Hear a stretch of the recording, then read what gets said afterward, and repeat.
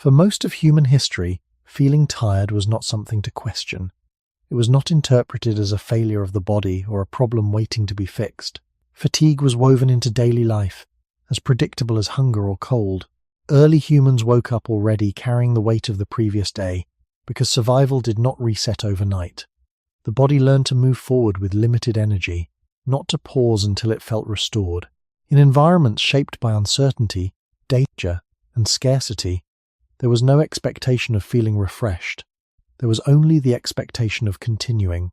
The idea that rest should erase tiredness would have sounded strange to most humans who ever lived. Their bodies were shaped by repetition, not recovery.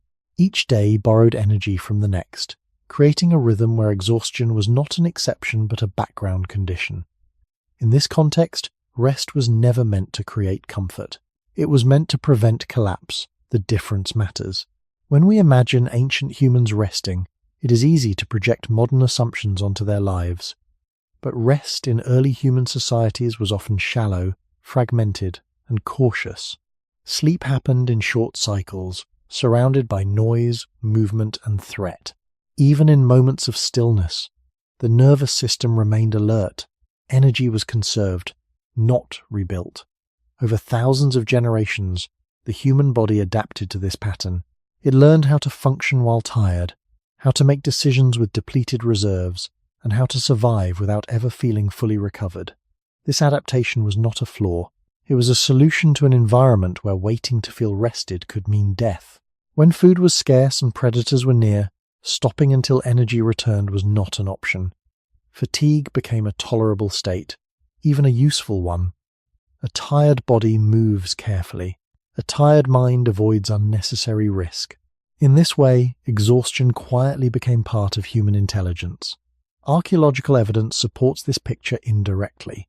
Skeletal remains show lives marked by physical strain, repeated injuries, and limited recovery time. There is little indication of long periods of restoration.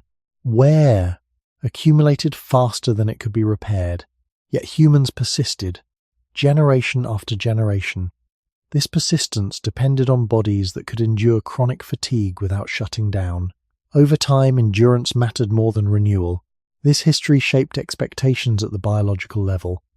The systems responsible for energy management, repair, and stress regulation evolved under the assumption that tiredness would be constant.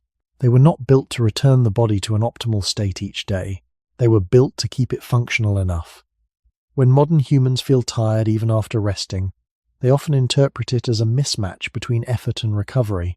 But from an evolutionary perspective, this feeling may reflect something older. The body may not recognize modern rest as meaningful recovery because it does not resemble the conditions under which recovery evolved.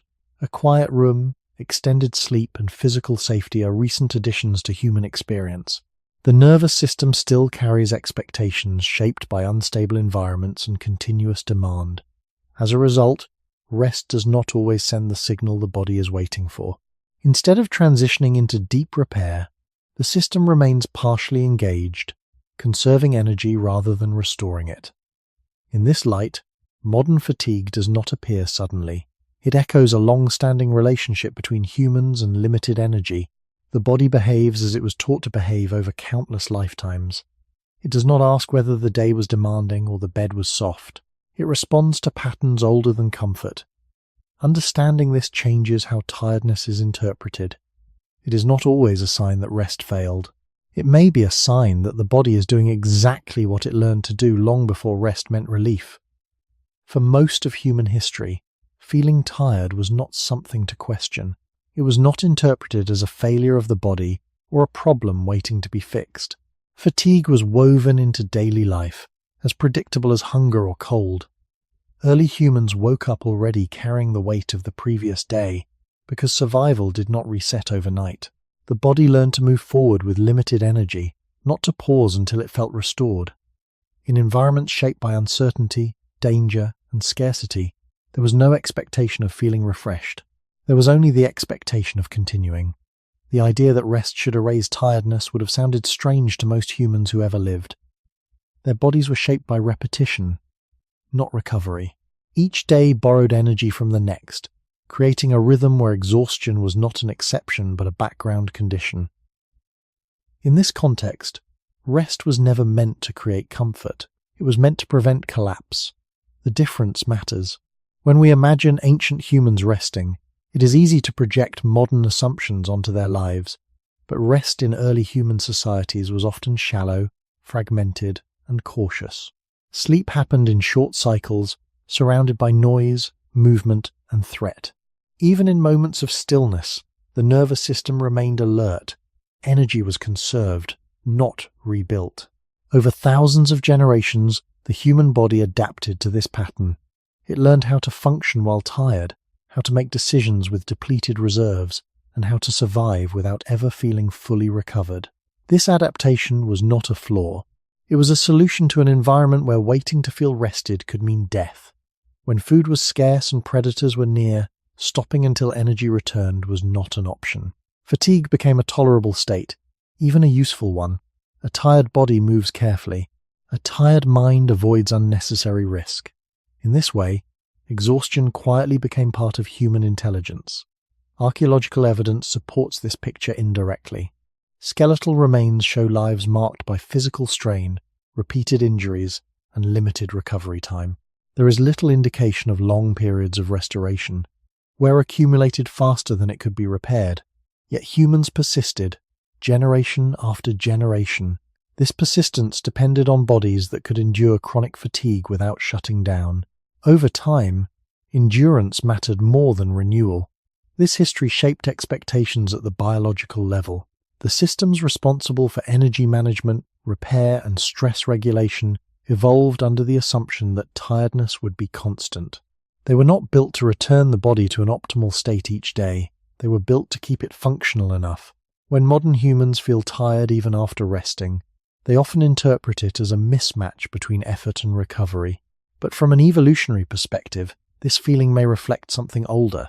The body may not recognize modern rest as meaningful recovery because it does not resemble the conditions under which recovery evolved.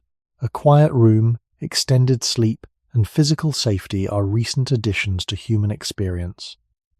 The nervous system still carries expectations shaped by unstable environments and continuous demand. As a result, rest does not always send the signal the body is waiting for. Instead of transitioning into deep repair, the system remains partially engaged, conserving energy rather than restoring it. In this light, modern fatigue does not appear suddenly. It echoes a long-standing relationship between humans and limited energy. The body behaves as it was taught to behave over countless lifetimes. It does not ask whether the day was demanding or the bed was soft. It responds to patterns older than comfort. Understanding this changes how tiredness is interpreted. It is not always a sign that rest failed. It may be a sign that the body is doing exactly what it learned to do long before rest meant relief. As human groups settled into repeating patterns of movement and rest, fatigue became something the body learned to carry forward rather than erase. Energy was treated like a limited resource that had to be stretched across days and seasons, not replenished fully each night. Early humans did not live in cycles of effort followed by complete recovery. They lived in gradients of depletion. One day ended slightly more tired than the one before, and the next began without a full reset. This gradual accumulation shaped how the body interpreted rest. Rest was not an event with a clear beginning and end. It was a brief lowering of demand within a continuous state of vigilance. Muscles loosened slightly, breathing slowed, but the deeper systems responsible for long-term repair remained cautious. The body did not assume safety would last. It assumed interruption was temporary. This expectation was reinforced by the environment itself. Camps shifted, weather changed, food sources disappeared, social tension and competition never fully dissolved. Under these conditions, deep restoration was not only rare but potentially risky. A body that relaxed too completely became vulnerable. Over time, natural selection favored individuals who could remain functional under fatigue rather than those who required full recovery to perform. This did not mean humans were always exhausted in the modern sense. It meant that the baseline level of energy was lower, and the tolerance for operating below optimal levels was higher. The nervous system learned to prioritize readiness over renewal. Hormonal responses followed the same logic. Stress signals were designed to fade slowly, not shut off abruptly. Once activated, they lingered in the background, maintaining alertness even during periods of rest. This lingering state consumed energy quietly, even when the body appeared still. From the outside, a resting human looked calm. Internally, systems remained partially engaged. As of generations, this became normal. The body stopped treating fatigue as a warning sign and began treating it as a condition to manage. This shift mattered. When fatigue becomes normal, the body stops interpreting it as a signal that something is wrong. Instead, it becomes part of the expected operating range. Rest no longer aims to eliminate tiredness. It aims to prevent exhaustion from reaching a breaking point. This distinction still shapes human experience today. Modern humans often expect rest to bring a clear sense of restoration. When it does not, frustration follows. But the body is responding to a much older logic. It is not measuring rest by comfort or duration. It is measuring it by perceived safety and continuity. If the surrounding world still feels demanding, unpredictable, or mentally engaging, the body may treat rest as a pause, not a repair phase. Archaeological patterns support this interpretation indirectly. Signs of repetitive strain, early joint degeneration, and healed injuries layered on top of older damage suggest lives lived without extended recovery periods. Healing occurred, but slowly and incompletely. The goal was survival, not restoration. A healed bone did not need to return to perfect alignment. It needed to support movement well enough to keep going. This pragmatic approach to recovery shaped the human body's priorities. Even today, repair systems often aim for functionality rather than completeness. This can leave subtle deficits that accumulate over time, contributing to persistent tiredness. Importantly, this does not mean ancient humans suffered more consciously from fatigue. Their expectations were different. Without a concept of feeling refreshed, tiredness did not carry the same emotional weight. It was simply part of being alive. The mismatch appears when modern expectations collide with ancient biology. We rest more, sleep longer, and live safer lives, yet the body still operates under rules shaped by scarcity and risk. Fatigue persists not because rest is insufficient, but because rest is interpreted through an older framework. The body continues to conserve rather than restore, waiting for conditions it once needed to feel secure. As generations passed, this relationship with fatigue became embedded not only in daily behavior, but in the deeper rhythms of human life. Children grew up watching adults function while tired, learning early that exhaustion was not a signal to stop, but a condition to work within. Cultural patterns reinforced this biology. Stories, rituals, and shared memory rarely celebrated rest as a goal. They valued endurance, persistence, and the ability to continue despite discomfort. Over time, the idea that one should feel fully restored became increasingly foreign. The body and mind adapted together, shaping expectations long before conscious thought could intervene. This adaptation had subtle consequences.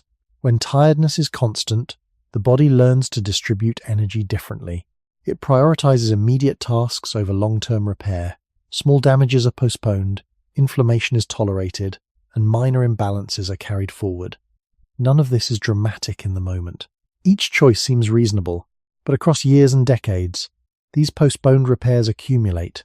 The body does not collapse. It simply feels heavier, slower, and less responsive. Fatigue becomes quieter but more persistent.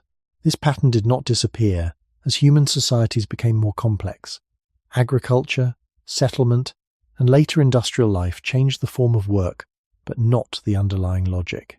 Long hours, repetitive labor, and social obligation replaced hunting and foraging, yet the expectation remained the same. Energy was something to be managed carefully, not something to be fully restored. Even when rest became more structured, it rarely matched the body's deeper needs. Nights were shorter, days were longer. Social rhythms demanded consistency rather than recovery. The body adapted again, doing what it had always done, functioning within limits. Importantly, this does not suggest that humans are incapable of recovery. Rather, it suggests that recovery was never the primary goal. The systems that govern sleep, metabolism, and stress evolved to support continuity, not renewal. They respond strongly to immediate threats and demands, but only modestly to comfort. A safe environment does not automatically trigger deep repair. Safety must feel stable, predictable, and lasting. For most of human history, that kind of safety was rare. As a result, the body learned to remain cautious even during rest. This lingering caution is still present today. Modern humans may lie still for hours, yet internally, signals of readiness persist. Muscles relax, but hormonal systems remain active. The brain slows, but does not fully disengage. Energy is conserved, not rebuilt. This is why rest can feel insufficient even when it is long. The body is not failing to rest. It is resting in the only way it knows how.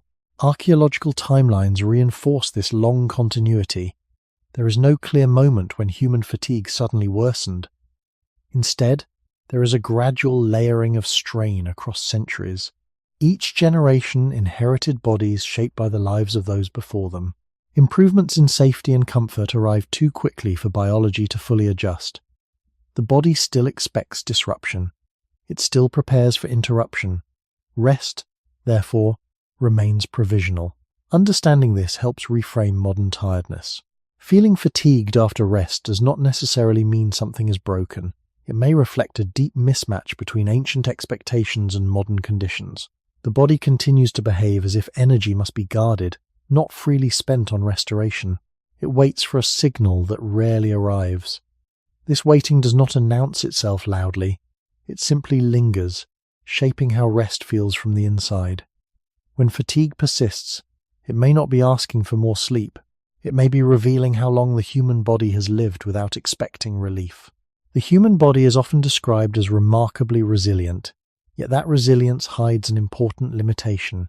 It was never designed to restore itself completely. From an evolutionary standpoint, full recovery was unnecessary and often impractical. What mattered was remaining functional enough to survive the next demand. This shaped how repair systems developed. They prioritized speed and efficiency over completeness.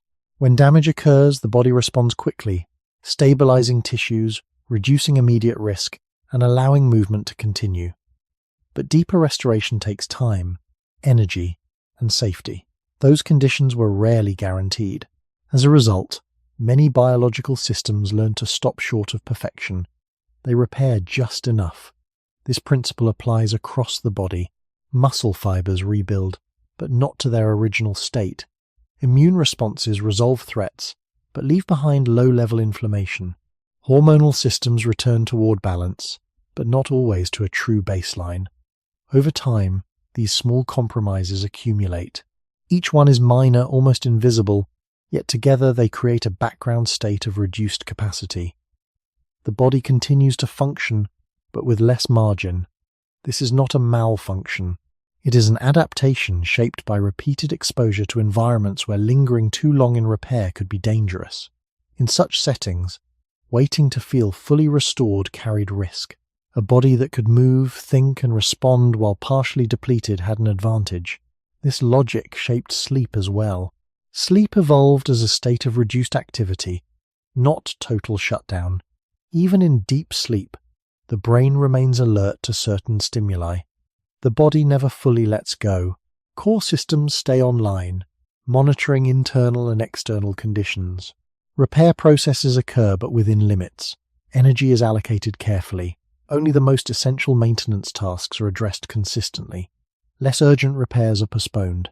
This selective restoration conserves resources, but it also means that rest rarely erases fatigue completely.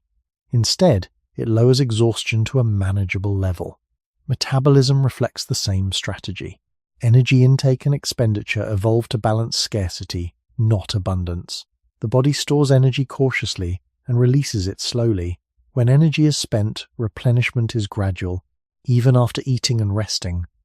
The body may remain in a conservative mode, holding back rather than refilling completely. This can create a lingering sense of low energy, especially in environments that demand constant cognitive engagement. The brain itself follows similar rules. Neural repair and waste clearance increase during rest, but they are not limitless. The brain prioritizes functions that maintain basic operation and memory consolidation. It does not aim to optimize clarity or alertness beyond what is necessary. From an evolutionary perspective, a slightly tired mind was acceptable if it remained attentive enough to detect danger. Over thousands of generations, this approach became embedded in physiology. The body learned to operate within a narrow range of acceptable fatigue. It does not recognize modern expectations of feeling refreshed as a biological requirement. When rest ends, systems ramp back up quickly, often before full repair has occurred. This creates a cycle where the body is always slightly behind its ideal state. Importantly, this does not mean that rest is useless. It means that rest has limits defined by biology, not by comfort or duration. The body responds to rest in ways that reflect its long history, not its current surroundings. When modern humans feel tired even after resting, they may be encountering this boundary. The body has done what it evolved to do. It has prevented breakdown, not delivered renewal. Understanding this distinction shifts how fatigue is interpreted. It suggests that persistent tiredness is not always a sign of failure, but a reflection of how the human body was shaped to endure rather than restore. Even when the body is given time, its repair systems do not all respond equally. Some tissues recover quickly, while others lag behind, creating uneven restoration that quietly drains energy. Skin heals faster than connective tissue. Short-term inflammation resolves sooner than long-term cellular stress. The body prioritizes what is immediately necessary for movement and survival, not what would make the system feel balanced. This uneven repair creates subtle inefficiencies. Muscles may feel ready while joints remain stiff. The immune system may appear calm, while low-grade inflammatory signals continue circulating. These signals require constant energy to manage, even during rest. They keep internal systems active, consuming resources that might otherwise be used for deeper recovery. Over time, this background activity contributes to a persistent sense of tiredness that does not disappear with sleep. Hormonal regulation adds another layer. Stress hormones evolve to rise quickly and fall slowly. This asymmetry was useful in unpredictable environments, where remaining alert after danger had passed increased survival. In modern settings, however, this slow decline means that the body often remains partially activated long after external demands have ended. Rest occurs on top of residual tension. The body lies still, but internal chemistry continues to signal readiness. Repair processes are therefore constrained. They operate under conditions of caution, not openness. This limits how much restoration can occur in any given period of rest. 1. The digestive system follows similar principles. Energy absorbed from food is not immediately directed toward repair. A significant portion is reserved, stored, or used to maintain baseline function. Only when the body senses prolonged stability does it allocate surplus energy to deeper maintenance. For much of human history, such stability was rare. As a result, the mechanisms that detect safety are conservative. They require consistency over time. A single night of good sleep does not register as a meaningful shift. The body waits, holding back its resources. This waiting can feel like fatigue. The brain, in particular, is sensitive to this dynamic. Cognitive tiredness often reflects not a lack of sleep, but an accumulation of unresolved metabolic and inflammatory demands. Even during rest, the brain continues to process information, regulate emotion, and maintain vigilance. These tasks are energy-intensive. Because the brain evolved to prioritize awareness, it resists full disengagement. As a result, mental fatigue can persist even when physical rest is adequate. Importantly, these patterns are not pathological by default. They reflect a system calibrated for survival across uncertain conditions. The problem arises when modern expectations clash with this calibration. Contemporary life assumes that rest should fully reset the body. When it does not, the experience is interpreted as abnormal. Yet from a biological perspective, the body may simply be following its inherited rules. It is conserving, monitoring, and repairing selectively, as it always has. This selective approach means that rest often produces diminishing returns. The first period of rest prevents acute exhaustion. Additional rest adds comfort, but not necessarily proportional recovery. Without changes in perceived safety, predictability, and demand, the body remains in a guarded state. Fatigue lingers, not because rest failed, but because restoration was never meant to be complete. Over long periods, this dynamic shapes how humans experience aging, stress, and energy. Small deficits accumulate quietly, lowering the baseline. Each individual deficit is manageable. Together, they create a persistent sense of weariness. Understanding this helps explain why modern fatigue is so common. It is not always a response to overwork or poor sleep. It may be the natural outcome of a body designed to repair just enough, and no more, even when rest is available. Over the course of a lifetime, the limits of minimal recovery become more visible. Early on, the body compensates easily. Small delays in repair are absorbed without noticeable effect. Energy feels abundant enough to mask inefficiencies. But as years pass, the margin narrows. Systems that once recovered just enough now struggle to keep pace. The body continues to apply the same strategy it always has, prioritizing function over restoration, but the cost of that strategy increases. Fatigue becomes more persistent, not because the body has changed its logic, but because the accumulated effects of partial repair have reached a threshold. This gradual shift is often misunderstood. People assume that feeling tired more often means something new has gone wrong. In reality, it may reflect the long-term outcome of a system that was never meant to return to a pristine state. Every night of rest prevents further damage, but few nights truly reverse what has already accumulated.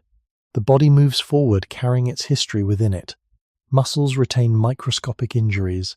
Cells carry metabolic byproducts. Regulatory systems adjust their baselines downward. None of this announces itself clearly. It expresses itself as a vague heaviness, a slower return of energy, a sense that rest no longer works the way it once did. Sleep continues to play its role, but its purpose remains conservative. During sleep, the body prioritizes tasks that preserve immediate stability. It regulates temperature, consolidates memory, clears waste selectively, and prepares for the next period of wakefulness. These tasks are essential, but they are not exhaustive. They do not aim to restore the body to an ideal state. They aim to keep it viable. When sleep ends, the body transitions quickly back into readiness, often before deeper maintenance has occurred. This rapid transition reflects an ancient expectation. Rest may be interrupted. Even in safe modern environments, this expectation persists. As a result, the body rarely lingers in a state of deep repair long enough to feel truly renewed. This becomes especially apparent when external demands remain constant. Modern life rarely offers extended periods of low stimulation and low pressure. Even during rest, cognitive and emotional demands continue. The body interprets this continuity as a signal to conserve energy rather than invest it. Repair is postponed once again. Over time, this postponement shapes subjective experience. Fatigue becomes less tied to specific actions and more to overall existence. It feels diffuse, hard to locate, and resistant to simple solutions. Importantly, this does not mean the body is failing. It is succeeding at what it evolved to do. It is maintaining function under ongoing demand. The cost of that success is a persistent sense of tiredness that rest alone cannot eliminate. Understanding this reframes fatigue as a signal of accumulated history rather than immediate deficiency. The body is not asking for more sleep in isolation. It is expressing the limits of a system designed to repair minimally across a long lifespan. This perspective also explains why quick fixes often disappoint. Supplements, extended sleep, or brief periods of relaxation may improve comfort, but they rarely restore energy fully. They operate within the same biological constraints. True restoration, to the extent it is possible, requires conditions that signal lasting safety and reduced demand. Such conditions were rare throughout human evolution, and they remain rare today. The body waits for them quietly. Until they arrive, it continues to conserve, adjust, and carry forward the weight of its own endurance. Fatigue, in this sense, is not an error. It is the visible edge of a design that favored survival over renewal for most of human history. Long before bedrooms were quiet and nights were uninterrupted, human sleep followed a very different pattern. Early humans did not sleep in long, continuous blocks. Their rest was shaped by movement, sound, temperature, and threat. Sleep occurred in fragments, often divided across the night, with frequent awakenings that allowed the body to reassess its surroundings. This was not a disorder, it was a protective rhythm. In open landscapes and unstable shelters, deep, prolonged unconsciousness carried risk. The body learned to enter lighter stages of sleep more often, keeping parts of the brain responsive to danger. Over time, this pattern became embedded in human biology. Sleep was not designed to maximize restoration. It was designed to balance rest with readiness. This balance shaped how restorative processes unfolded. Many repair mechanisms activate during sleep, but they do so gradually and selectively. They evolved to work within short windows of reduced activity, not extended periods of complete shutdown. Even in deeper sleep stages, the nervous system maintains a level of alertness. Sounds, movements, and internal signals can quickly pull the body back toward wakefulness. This responsiveness limits how fully the body disengages from its environment. It also limits how deeply it commits to repair. In early human contexts, this was adaptive. Sleep that was too deep could be dangerous. Sleep that was too shallow would lead to collapse. The balance mattered more than restoration. Modern sleep environments remove many external threats, but the underlying architecture remains. The body still cycles through patterns shaped by vigilance rather than safety. Long, uninterrupted sleep is now possible, but the systems that govern sleep were not redesigned for it. They continue to operate as if interruption is likely. As a result, modern sleep may feel long but not deeply restorative. The body rests, but it does not fully trust the rest. Anthropological observations of hunter-gatherer groups support this view. Sleep tends to be flexible, social, and responsive. People fall asleep and wake naturally, often around communal activity. Nighttime awakenings are common and unremarkable. There is little emphasis on achieving a specific number of hours or a particular sleep structure. Rest blends into daily life rather than standing apart from it. In contrast, modern sleep is isolated, scheduled, and expected to perform a specific function. It is supposed to restore energy completely. When it does not, frustration arises. But the body is responding to sleep as it always has, as a temporary reduction in demand, not a full repair opportunity. This difference in expectation matters. The body interprets sleep based on cues it evolved to recognize. Darkness alone is not enough. Stillness alone is not enough. What mattered historically was the broader context of safety, predictability, and social continuity. Without those signals, sleep remains guarded. Repair proceeds, but cautiously. The result is a form of rest that prevents acute exhaustion but does not erase accumulated fatigue. Modern humans often experience this as sleeping through the night yet waking tired. The sleep itself may be intact, but its depth of restoration is constrained by ancient design. Understanding this helps explain why improving sleep quantity does not always resolve fatigue. The issue may not be how long humans sleep, but how sleep is interpreted by systems shaped for a very different world. The body continues to follow rhythms formed under conditions of uncertainty, even when those conditions are no longer present. Sleep has changed faster than biology can follow. As human societies slowly shifted toward more stable shelters and predictable routines, sleep began to change in form, but not in function. Walls grew thicker, fires stayed lit through the night, and shared spaces offered a sense of protection. Yet even as physical safety improved, the internal rules governing sleep remained cautious. The body did not immediately reinterpret these new conditions as lasting security. Instead, it treated them as temporary advantages. Sleep became slightly longer, slightly deeper, but still structured around the assumption that interruption was possible. This lag between environment and biology shaped how restorative sleep could become. The nervous system continued to monitor for threat, even when threats were rare. Subtle sounds, internal sensations, or emotional tension were enough to pull the body toward lighter sleep. Repair processes adjusted accordingly. They expanded somewhat, but never fully committed. Over time, this created a paradox. Humans gained the ability to sleep longer, yet the quality of restoration did not increase in proportion. The architecture of sleep improved on the surface, but its underlying purpose stayed conservative. Historical records suggest that even in settled agricultural societies, sleep was rarely uninterrupted. Nighttime responsibilities, communal living, and environmental exposure continued to fragment rest. People slept in shifts, shared beds, or woke frequently to tend fires and animals. Sleep remained woven into life rather than separated from it. The expectation that sleep should fully restore energy had not yet formed. That expectation is recent. It emerged alongside industrial schedules, artificial lighting, and standardized time. Only then did sleep become something to optimize. The body, however, was never informed of this change.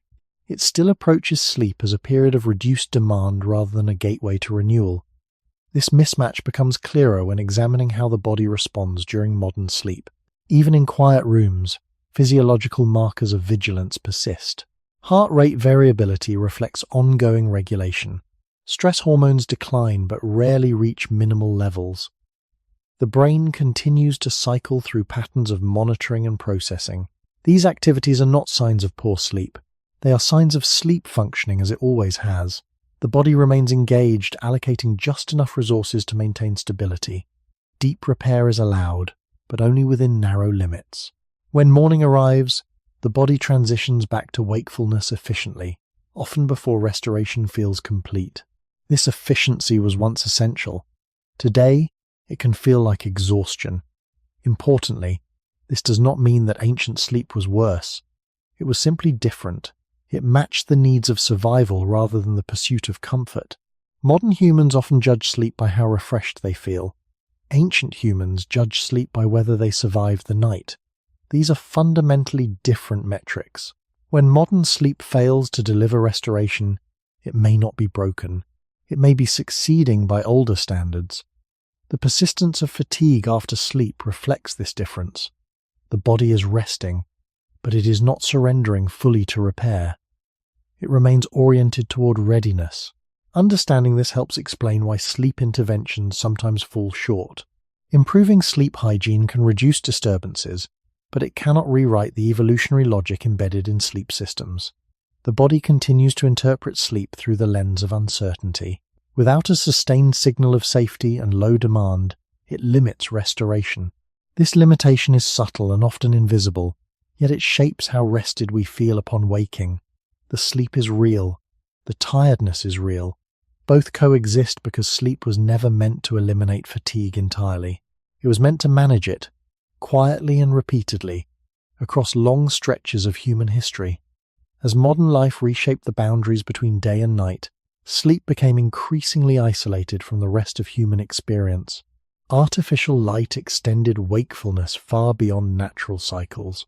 Work and social schedules compressed rest into fixed windows. Sleep was no longer a flexible response to fatigue and environment. It became a task to complete, often under pressure. This shift altered how sleep was perceived, but not how it functioned biologically. The body continued to approach sleep cautiously, even as expectations changed. When sleep is treated as an obligation, the nervous system does not automatically interpret it as safety. Instead, it may carry unresolved alertness into the night. Thoughts linger. Emotional processing continues. Physiological systems remain active. The body rests, but it does not fully disengage. This creates a subtle form of wakefulness within sleep itself. Repair occurs, but it is fragmented by ongoing regulation. Over time, this fragmentation shapes how restorative sleep feels. People may sleep for many hours, yet wake with a sense that something is missing. The sleep was long, but it was never allowed to become fully permissive. The body did not receive a clear signal that deep restoration was both safe and necessary. This signal was rarely present in ancestral environments, and it remains rare today. Even when external threats are absent, internal demands persist. Cognitive load, emotional memory, and anticipatory stress continue to activate the brain during rest. These processes consume energy and limit how deeply repair systems can operate. The result is a form of sleep that maintains stability without fully replenishing reserves. Archaeological and historical timelines show no clear moment when human sleep shifted toward deep restoration. Instead, sleep adapted incrementally to changing conditions, always retaining its core function of balancing rest with vigilance. Modern sleep may look quieter, darker, and longer, but its underlying logic remains intact. The body still treats sleep as a reversible state, not a protected sanctuary. This understanding reframes modern fatigue. Feeling tired after sleep does not necessarily indicate poor sleep quality. It may reflect a deeper incompatibility between what sleep evolved to do and what modern humans expect it to deliver. Sleep continues to manage fatigue, not erase it. It prevents breakdown, not depletion. When fatigue persists, it is often because the body has completed its task according to ancient rules. It has rested enough to continue, not enough to feel renewed. This perspective challenges the idea that sleep alone can solve tiredness. Sleep is necessary, but it is not sufficient for full restoration. The systems that govern energy were never designed for that purpose. They evolved to support endurance across uncertain conditions.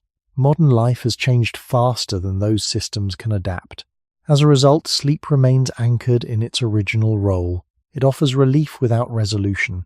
Understanding this does not diminish the value of sleep, it clarifies its limits.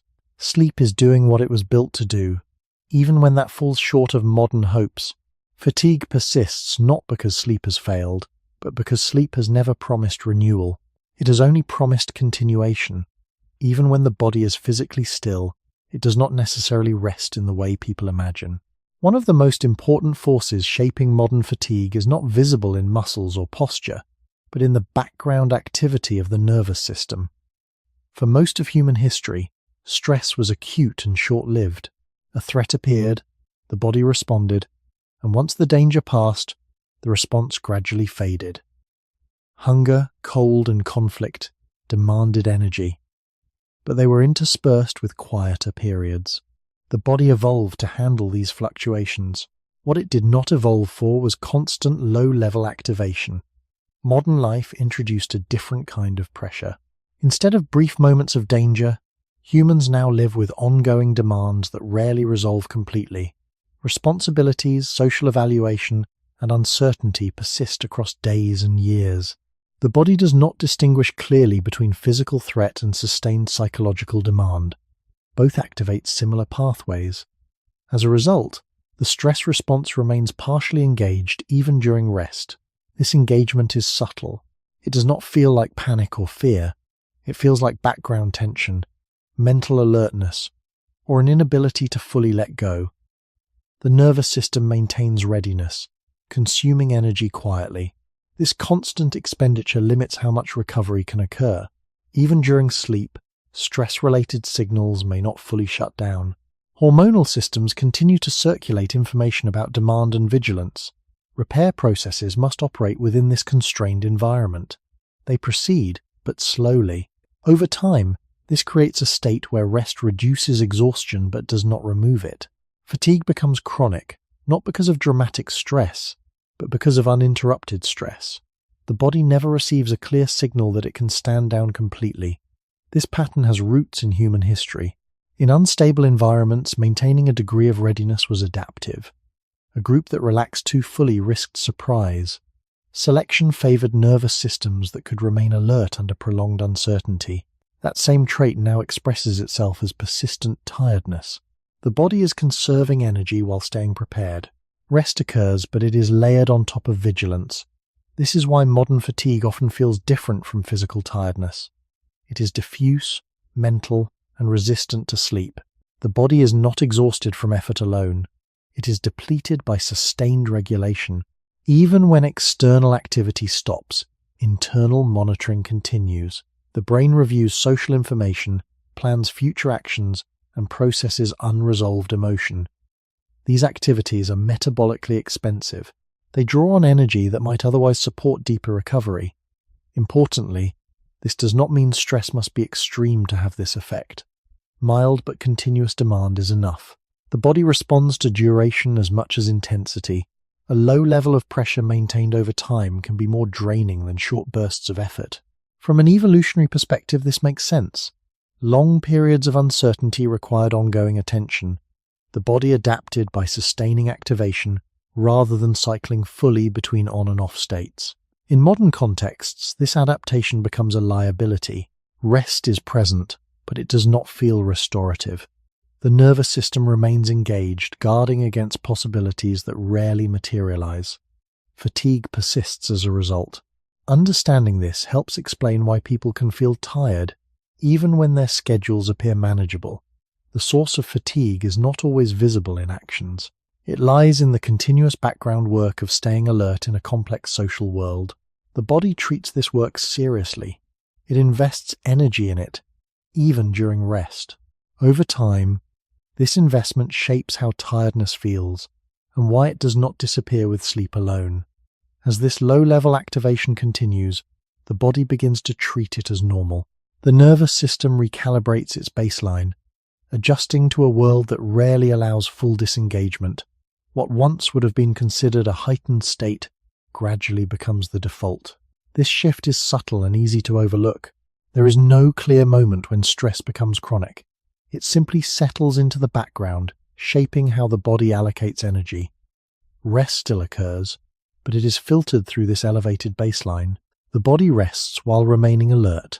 This dual state requires constant regulation. Systems must balance recovery with readiness, never committing fully to either. Energy is spent maintaining this balance, even when nothing outwardly demands attention. Over time, this cost becomes noticeable as persistent fatigue. The body is not exhausted by action alone. It is tired from maintaining equilibrium under continuous demand. One of the clearest expressions of this is emotional fatigue. Human brains evolved within small groups where social signals were limited and familiar. Modern environments expose individuals to constant evaluation, comparison, and social information. Even in solitude, the mind continues to process imagined interactions, unresolved conversations, and future expectations. These processes activate stress pathways quietly. They do not trigger alarm, but they prevent complete relaxation. During rest, the body continues to manage these signals. Hormones fluctuate, neural circuits remain active, repair processes must share resources with regulation. This sharing reduces the depth of recovery. Importantly, the body does not interpret this as a problem. From an evolutionary perspective, staying socially attuned increased survival. Ignoring social signals carried risk. The nervous system therefore evolved to prioritize social awareness, even at the cost of energy. In modern life, this priority becomes draining. Rest periods are filled with internal activity that the body treats as meaningful work. Sleep may reduce sensory input, but it does not eliminate social and emotional processing. Dreams, memory consolidation, and emotional regulation continue through the night. These processes are necessary, but they consume energy. When combined with residual stress signals, they limit how restorative sleep can be. Over time, this creates a pattern where rest prevents acute exhaustion but fails to restore vitality. The body adapts by lowering expectations. Energy levels settle into a narrower range. Fatigue becomes familiar. This adaptation can mask the source of tiredness. Because the body has accepted continuous activation as normal, fatigue is no longer linked clearly to specific stressors. It feels like a general condition rather than a response. People may struggle to identify why they are tired, especially when their days do not seem physically demanding.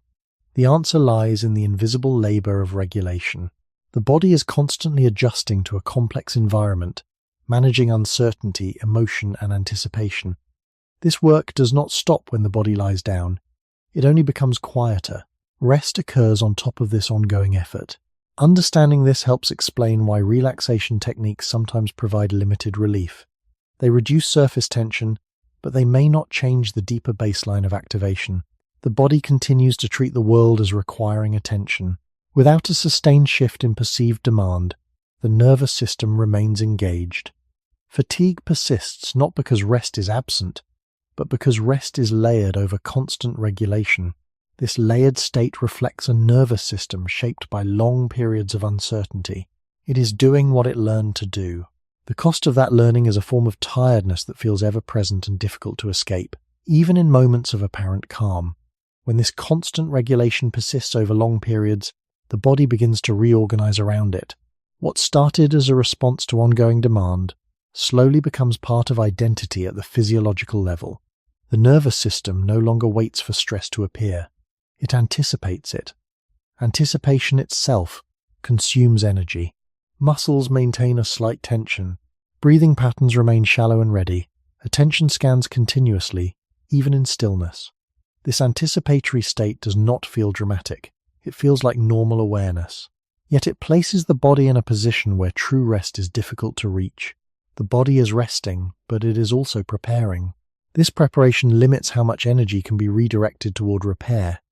Over time, the cost of anticipation accumulates.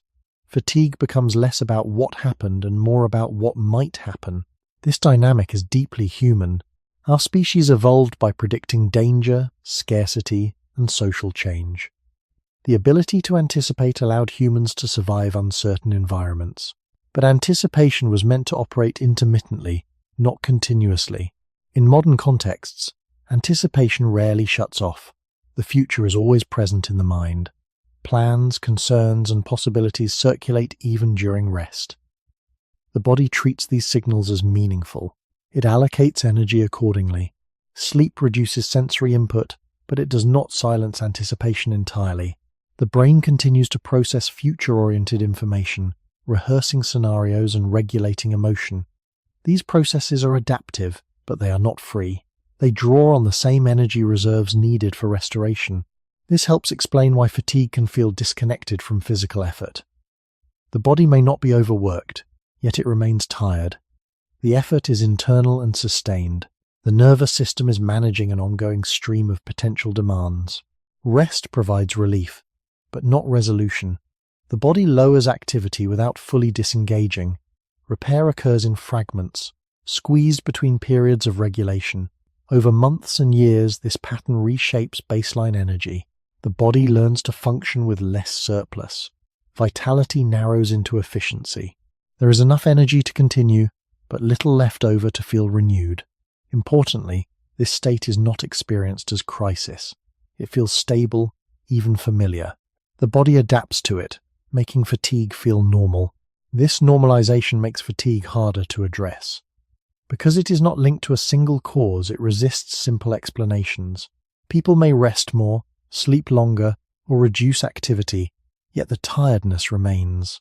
The underlying issue is not the absence of rest, but the presence of constant readiness. The body is doing quiet work at all times. From an evolutionary perspective, this makes sense. A nervous system that stayed ready improved survival in complex social environments. That same readiness now expresses itself as a steady drain on energy. The body is not malfunctioning. It is operating as trained. Understanding this reframes chronic tiredness. It is not always a sign of weakness or imbalance.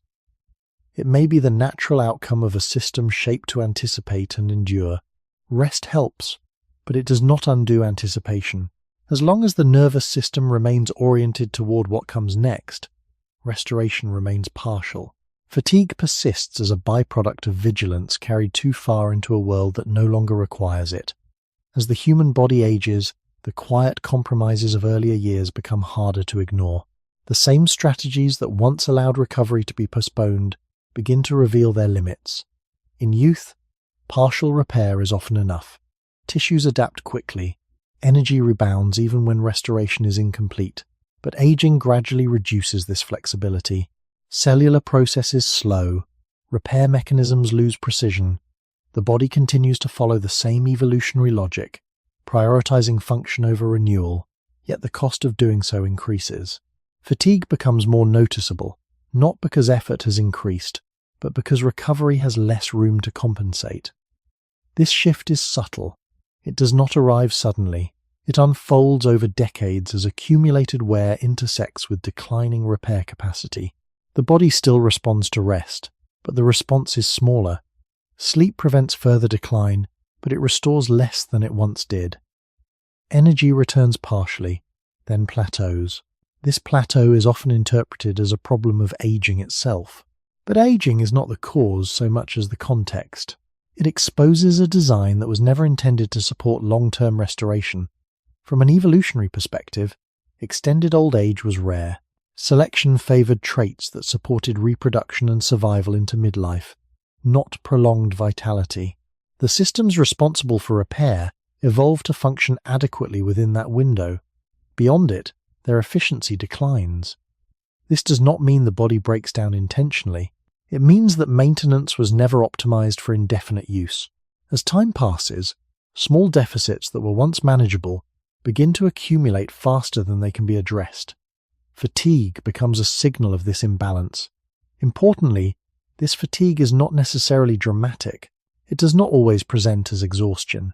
More often, it appears as a reduced sense of readiness, slower recovery after rest, and a lingering heaviness that sleep does not remove. The body continues to function but with less surplus energy. Tasks that once felt effortless now require conscious pacing. This change reflects a narrowing of physiological margin. The body is still applying its ancient strategy, but the margin for error has shrunk. The relationship between rest and recovery changes as well. In earlier life, a single night of sleep could compensate for days of strain. Later, rest must be more consistent to achieve smaller gains.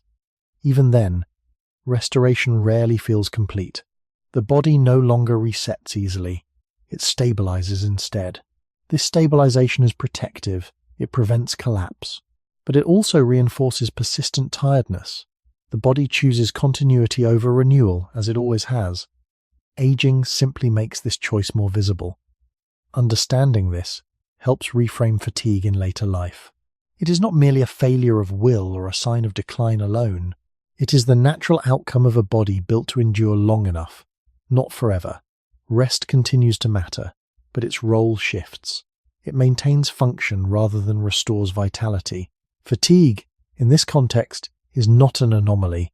It is a reminder of how the human body was designed to move through time, carrying its history forward rather than erasing it. With advancing age, the body's relationship with energy becomes increasingly conservative. Systems that once adjusted quickly now respond more slowly, and this delay shapes how rest is experienced. Cellular repair requires coordination across many processes, and aging reduces the speed and accuracy of that coordination. Signals that initiate repair arrive later. Responses unfold more gradually. By the time restoration begins, the body may already be preparing for the next period of activity.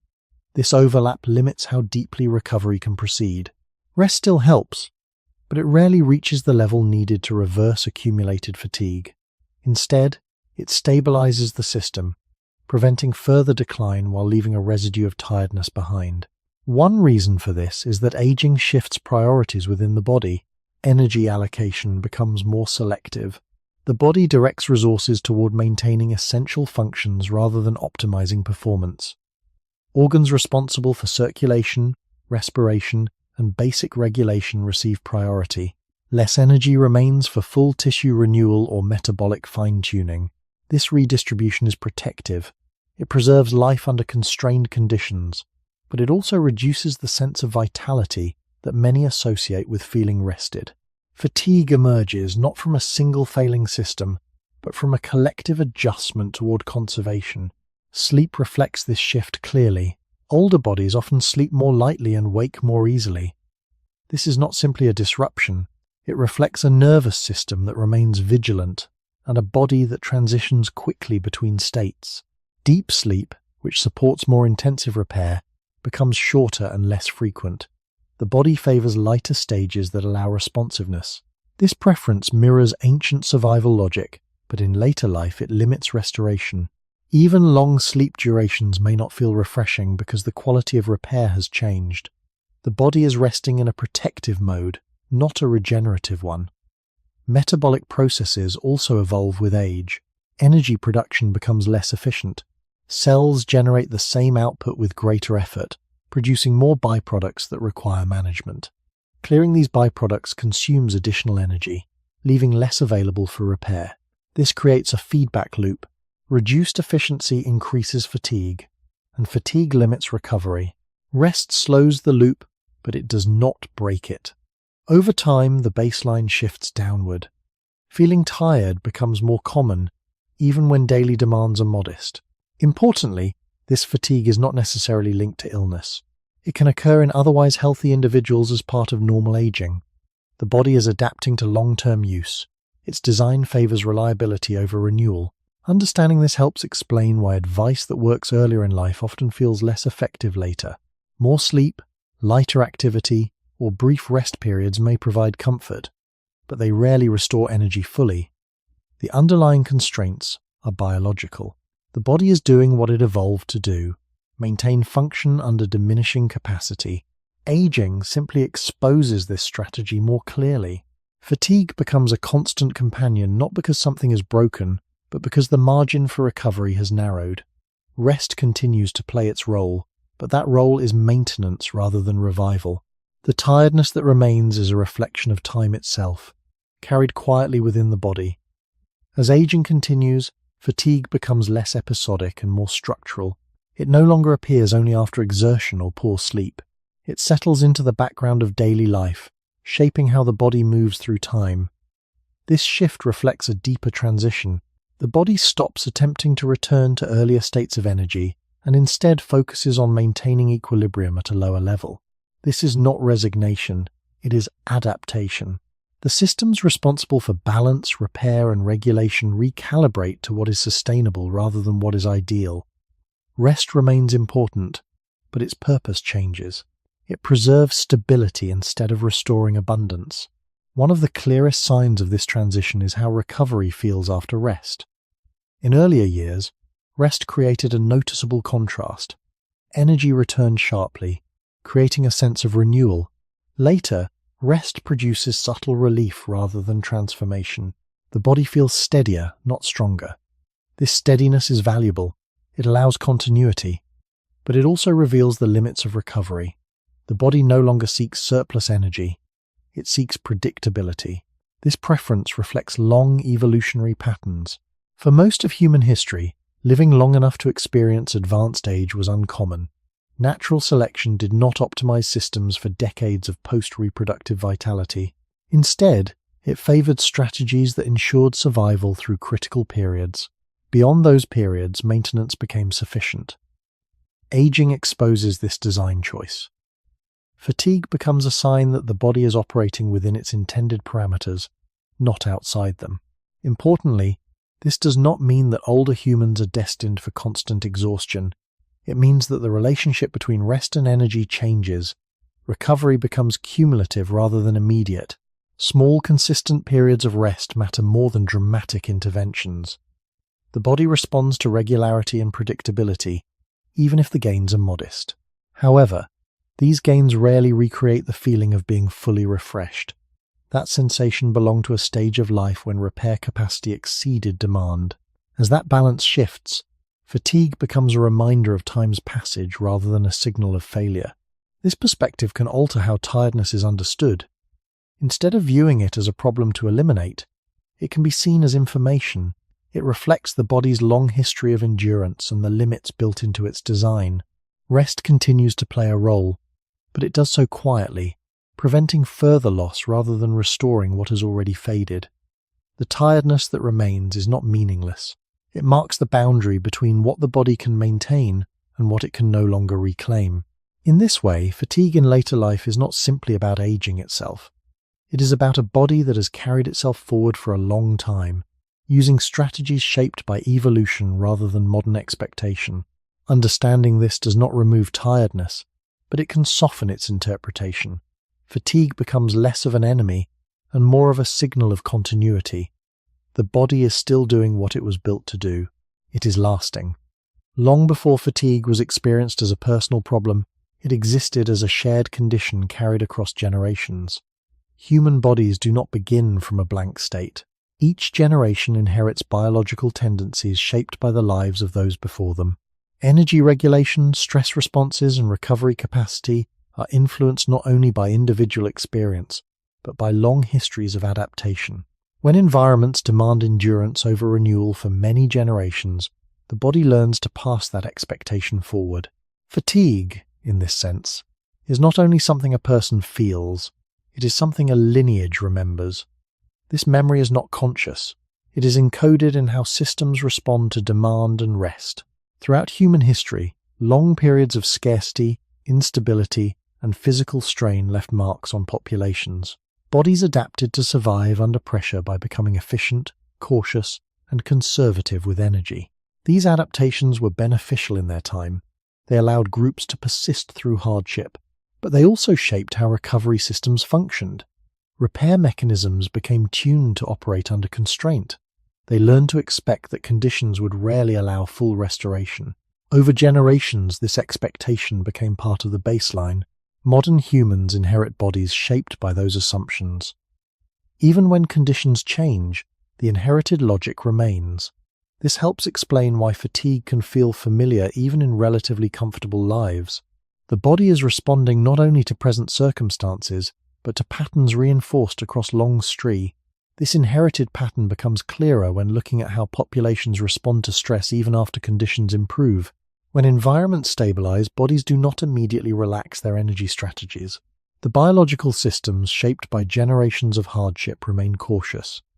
They continue to regulate energy as if scarcity could return at any moment. This lag is not a flaw. It is a protective feature. A body that relaxes too quickly risks being unprepared when conditions change again. Throughout human history, improvements were often temporary. Periods of abundance were followed by famine, conflict, or migration. Natural selection favored bodies that remembered hardship longer than comfort. That memory shaped how recovery systems behaved. They became slow to trust stability. Even when food was available and shelter secure, the body held back, conserving energy rather than investing it freely in repair. This generational conservatism influences how fatigue is experienced today. Modern humans may live in relatively stable environments, yet their bodies respond as if stability is fragile. Rest is accepted cautiously. Energy is replenished partially, not fully. This creates a persistent sense of tiredness that does not correspond directly to present conditions. The body is responding to patterns that extend beyond individual experience. Research into long-term population health supports this idea indirectly. Communities that experience prolonged hardship often show differences in stress sensitivity, metabolic efficiency, and recovery capacity that persist across generations. These differences are not tied to single events, but to repeated exposure over time.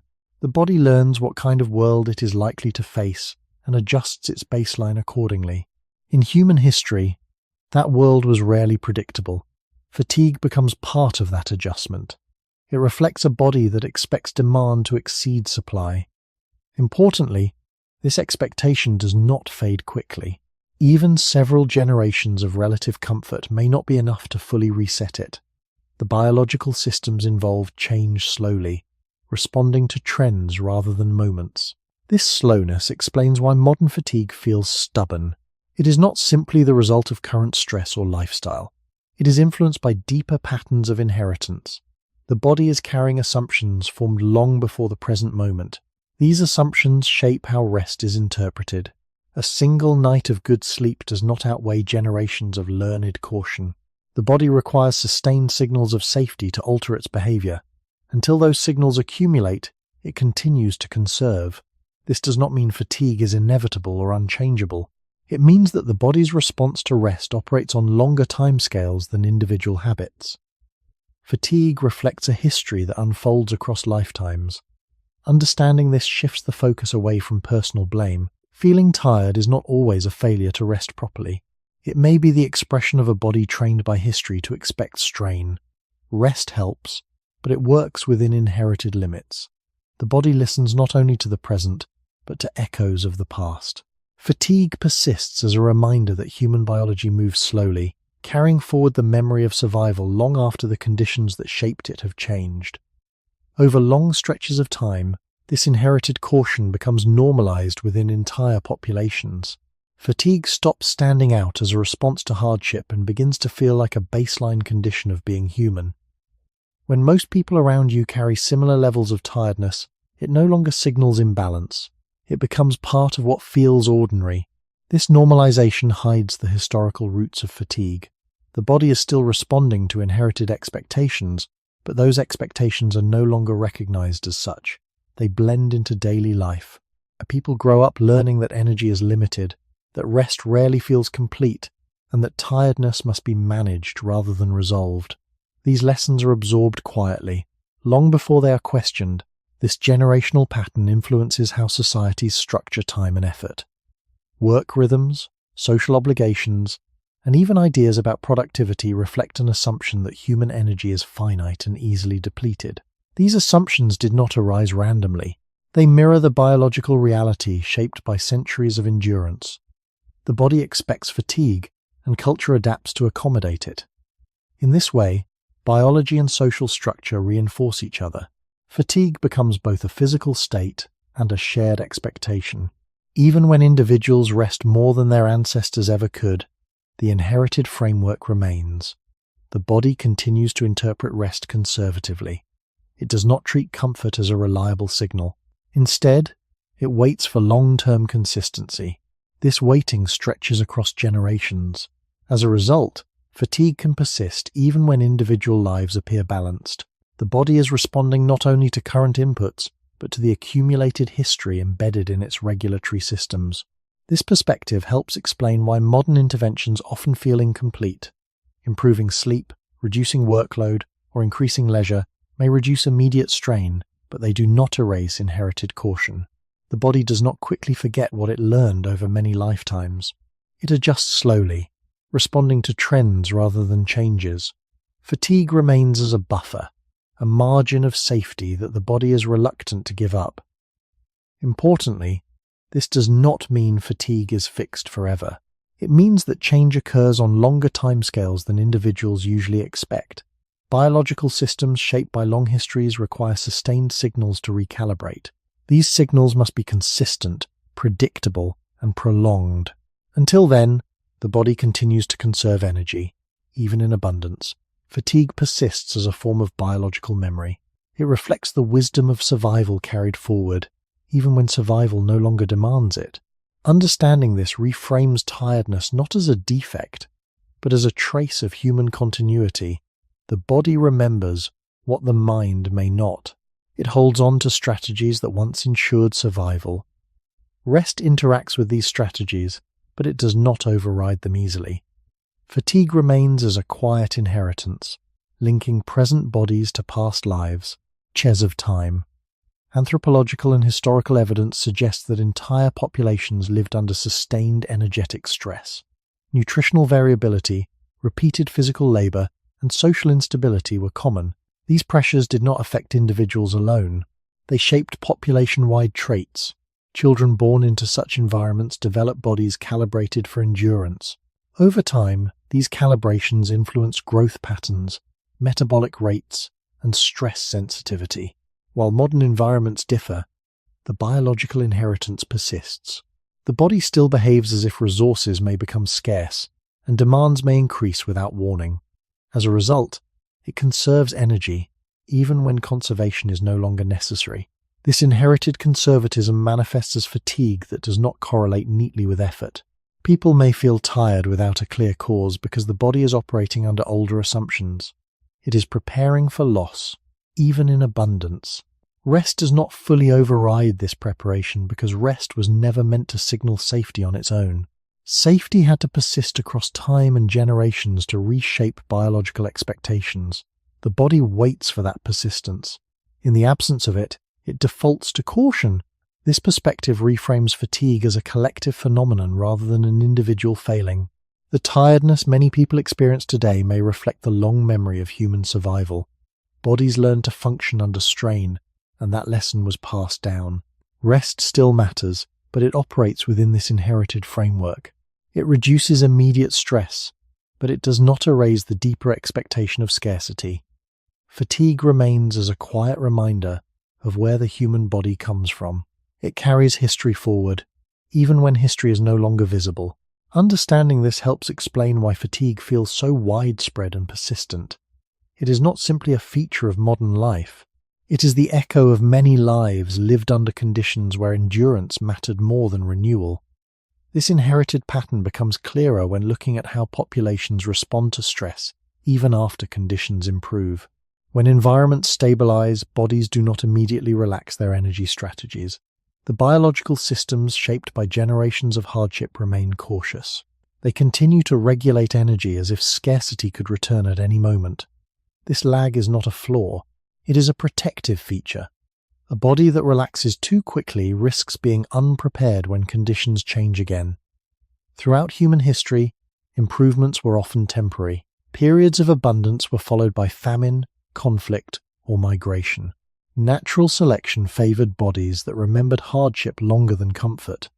That memory shaped how recovery systems behaved. They became slow to trust stability.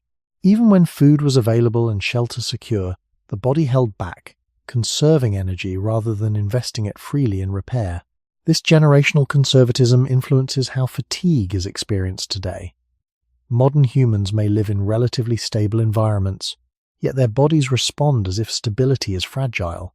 Rest is accepted cautiously. Energy is replenished partially, not fully. This creates a persistent sense of tiredness that does not correspond directly to present conditions. The body is responding to patterns that extend beyond individual experience. Research into long-term population health supports this idea indirectly. Communities that experience prolonged hardship often show differences in stress sensitivity, metabolic efficiency, and recovery capacity that persist across generations. These differences are not tied to single events, but to repeated exposure over time. The body learns what kind of world it is likely to face and adjusts its baseline accordingly. In human history, that world was rarely predictable. Fatigue becomes part of that adjustment. It reflects a body that expects demand to exceed supply. Importantly, this expectation does not fade quickly. Even several generations of relative comfort may not be enough to fully reset it. The biological systems involved change slowly, responding to trends rather than moments. This slowness explains why modern fatigue feels stubborn. It is not simply the result of current stress or lifestyle. It is influenced by deeper patterns of inheritance. The body is carrying assumptions formed long before the present moment. These assumptions shape how rest is interpreted. A single night of good sleep does not outweigh generations of learned caution. The body requires sustained signals of safety to alter its behavior. Until those signals accumulate, it continues to conserve. This does not mean fatigue is inevitable or unchangeable. It means that the body's response to rest operates on longer timescales than individual habits. Fatigue reflects a history that unfolds across lifetimes. Understanding this shifts the focus away from personal blame. Feeling tired is not always a failure to rest properly. It may be the expression of a body trained by history to expect strain. Rest helps, but it works within inherited limits. The body listens not only to the present, but to echoes of the past. Fatigue persists as a reminder that human biology moves slowly, carrying forward the memory of survival long after the conditions that shaped it have changed.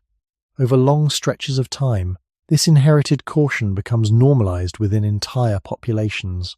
Fatigue stops standing out as a response to hardship and begins to feel like a baseline condition of being human.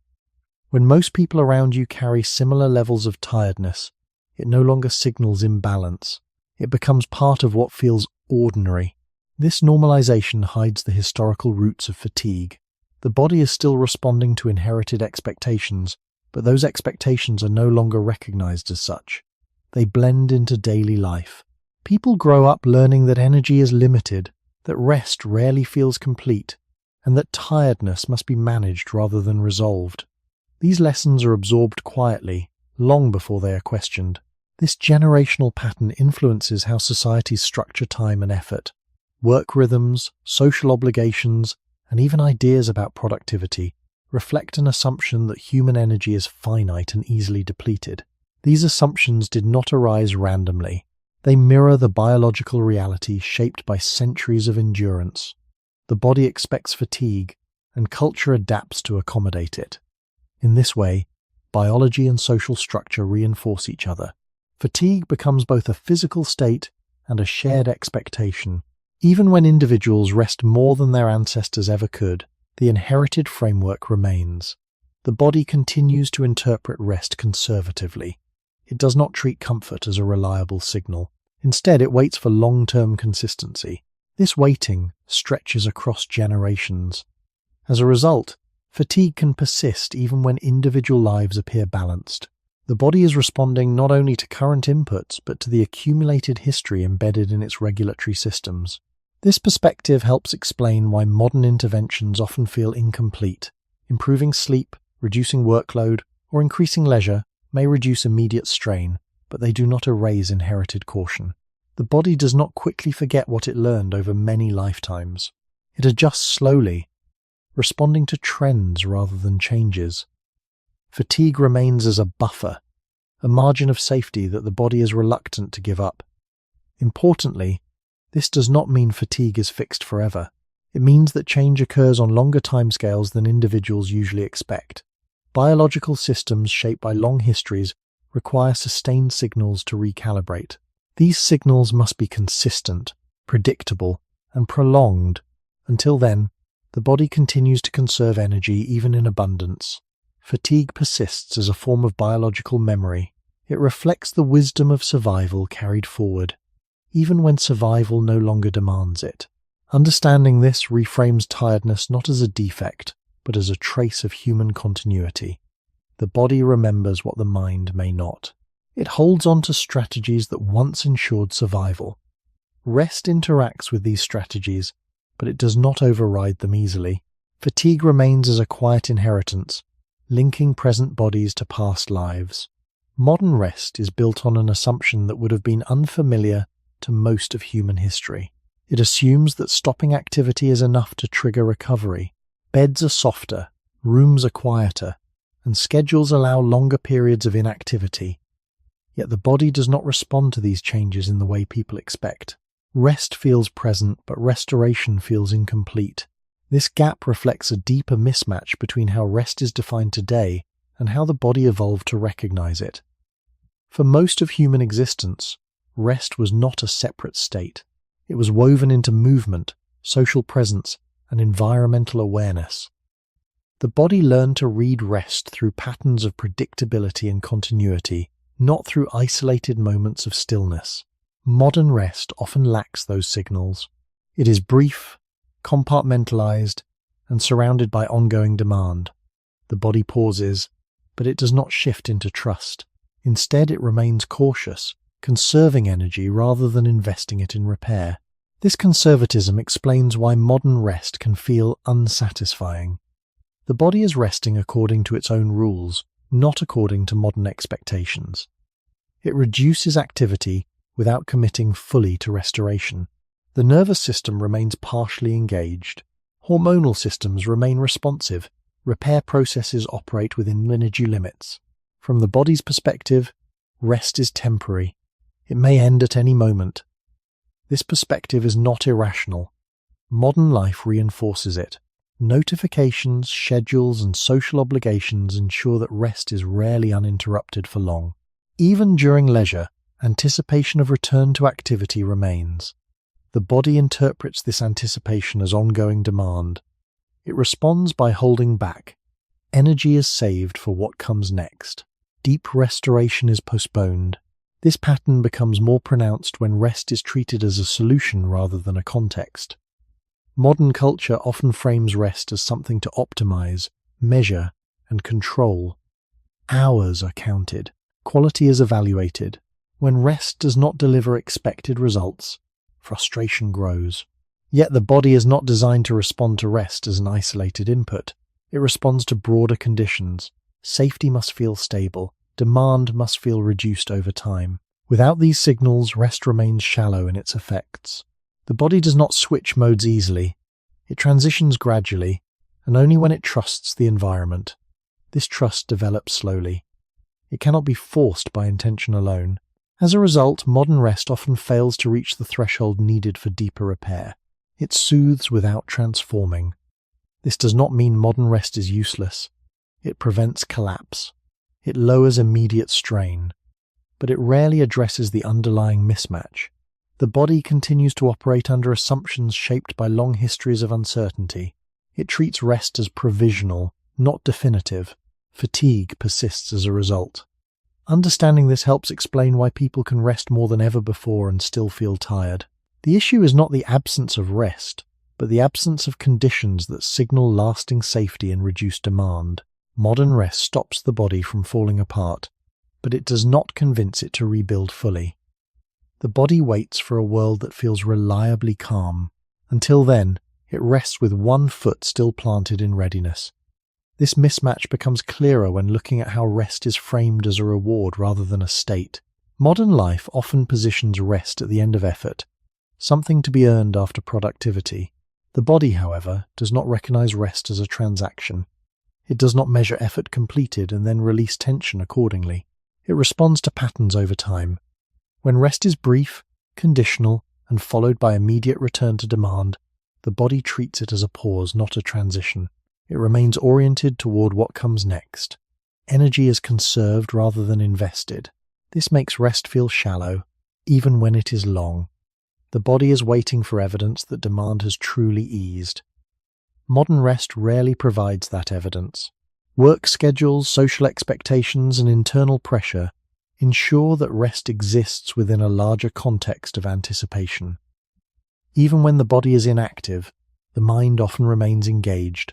Planning, evaluation, and comparison continue. These processes signal ongoing demand. The nervous system responds by maintaining a level of readiness. Repair systems are constrained by this readiness. They operate, but cautiously. The body does not fully commit to restoration because it does not trust that restoration will not be interrupted. This trust was historically rare. It developed only in environments where safety and predictability persisted across time. Modern environments may be safe, but they are rarely predictable in the way biology recognizes. Change is constant. Information flows continuously. The body interprets this as instability. As a result, rest is processed defensively. It reduces strain without inviting renewal. Another aspect of this mismatch lies in the separation of rest from movement. Historically, rest was not absolute stillness. It involved gentle activity, social presence, and engagement with the environment at a lower intensity. The body evolved to recover within these rhythms. Modern rest often removes movement entirely, creating a sharp contrast between effort and inactivity. This contrast can confuse regulatory systems. The body is not always able to transition smoothly from high engagement to complete stillness. Tension lingers. Energy remains locked in readiness. Rest feels passive rather than restorative. The body does not recognize it as the kind of low-demand continuity it evolved to trust. Over time, this pattern reinforces fatigue. The body learns that rest does not lead to lasting change. It treats it as temporary relief. Energy levels stabilize at a lower baseline. The individual may rest frequently, yet never feel restored. This is not because rest is insufficient in quantity. It is because rest, as practiced, does not align with the signals the body uses to authorize deeper repair. The body is waiting for consistency rather than interruption, for predictability rather than pauses. Until those conditions accumulate, restoration remains limited. Understanding this reframes modern tiredness. It is not simply the result of doing too much or resting too little. It is the outcome of resting in a way that does not match the body's expectations. The body continues to follow ancient rules, conserving energy in a world that feels perpetually in motion. Rest soothes, but it does not convince the body to rebuild. Fatigue persists as a result, not as a failure of rest, but as a reflection of its form. When rest repeatedly fails to restore energy, the body adjusts its expectations. It stops anticipating renewal and begins preparing for continuity. This adjustment is quiet, but it has lasting effects. The body learns that rest will come and go without changing the overall level of demand. As a result, it treats rest as maintenance rather than transformation. Energy is allocated to prevent decline, not to rebuild reserves. Fatigue becomes the steady background against which life unfolds. This is not a sign of resignation. It is a strategy shaped by experience. The body adapts to what it repeatedly encounters. When rest does not alter conditions in a lasting way, the body conserves rather than invests. This explains why modern fatigue often feels stable rather than fluctuating. People may have good days and bad days, but the baseline remains low. Rest improves comfort, but it rarely shifts that baseline upward.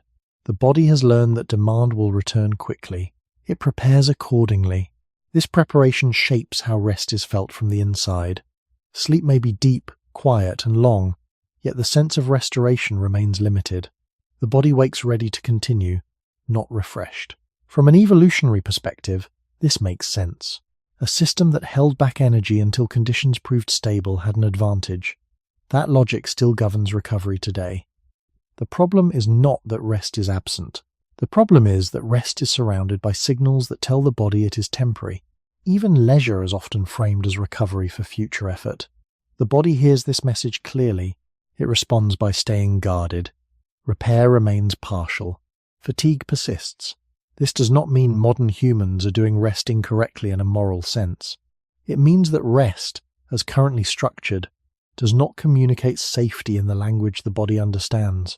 That language is built from continuity, predictability, and low demand over time. Short breaks and isolated pauses do not speak it fluently. The body waits for patterns, not moments. Until those patterns emerge, it continues to operate conservatively. Understanding this reframes the question of tiredness.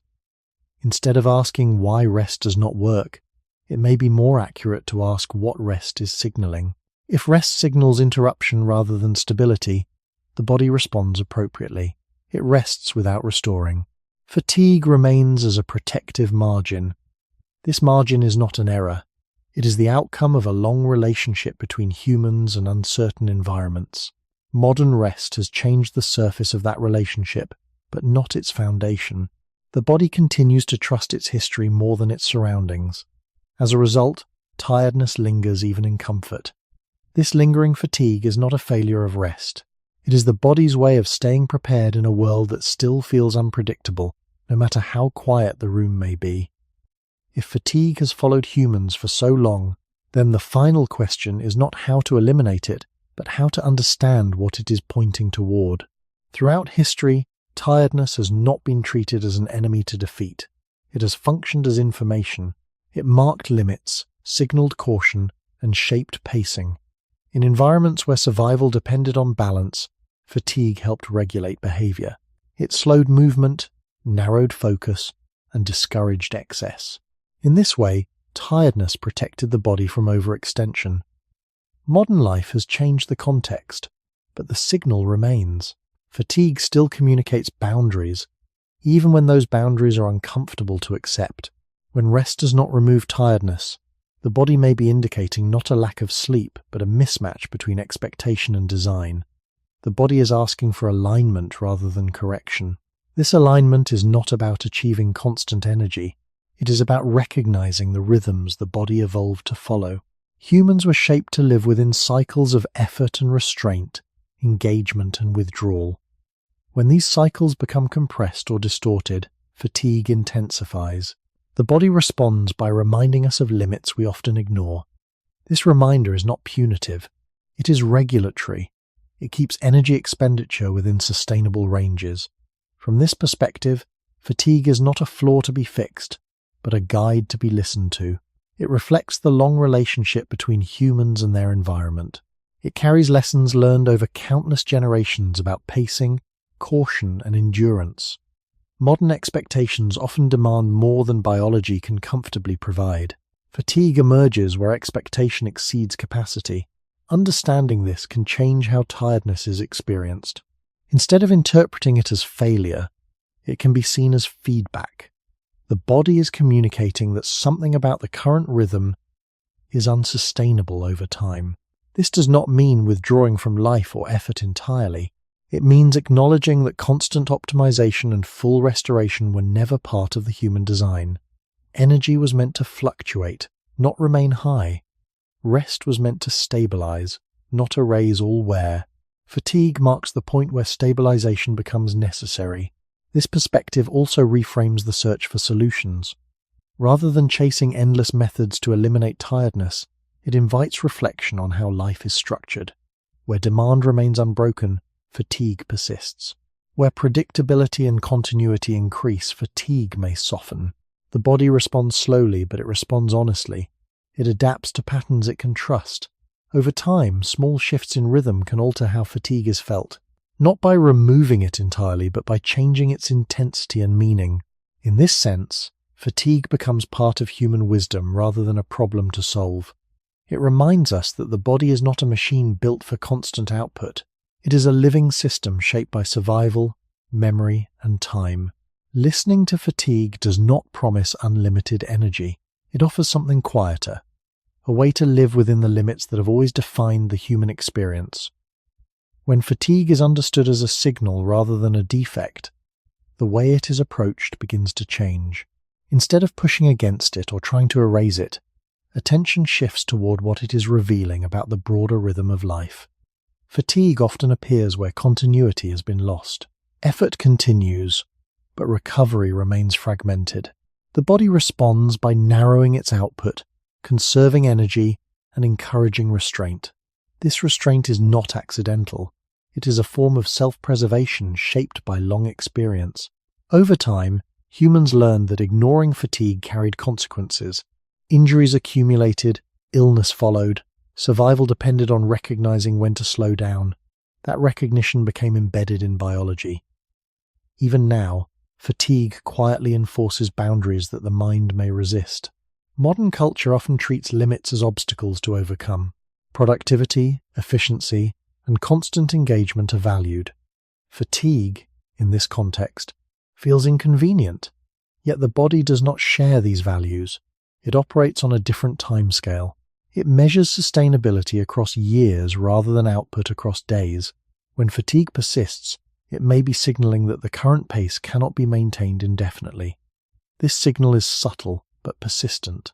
It does not shout, it lingers. Listening to it does not mean abandoning effort, it means adjusting expectations.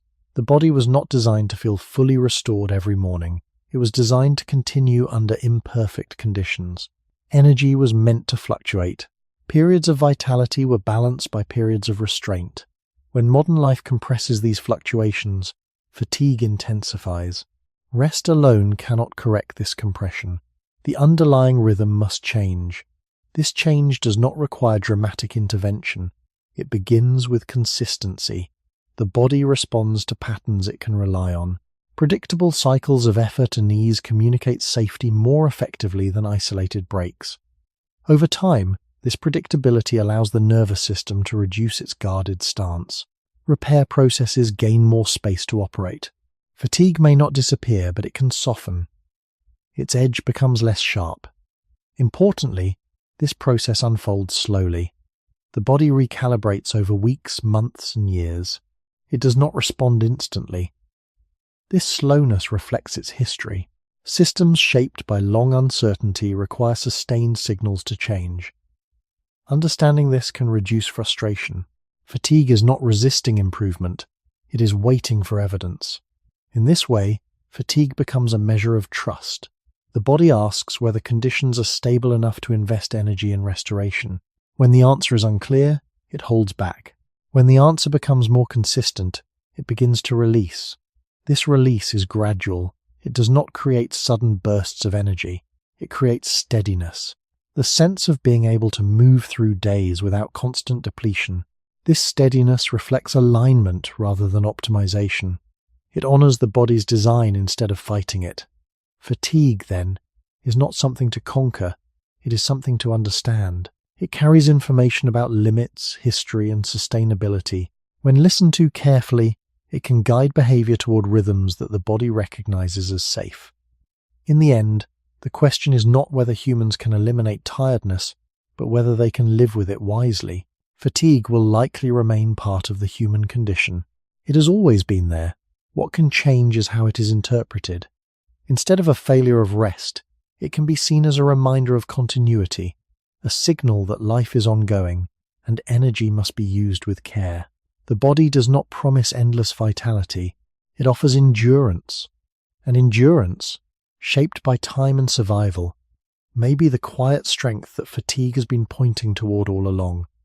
In the end, fatigue does not ask to be solved. It asks to be understood within the long story of being human. From the beginning, human life unfolded under limits. Energy was finite, recovery incomplete, and survival dependent on careful balance. These conditions shaped bodies that could endure more than they could restore. Fatigue became part of that endurance.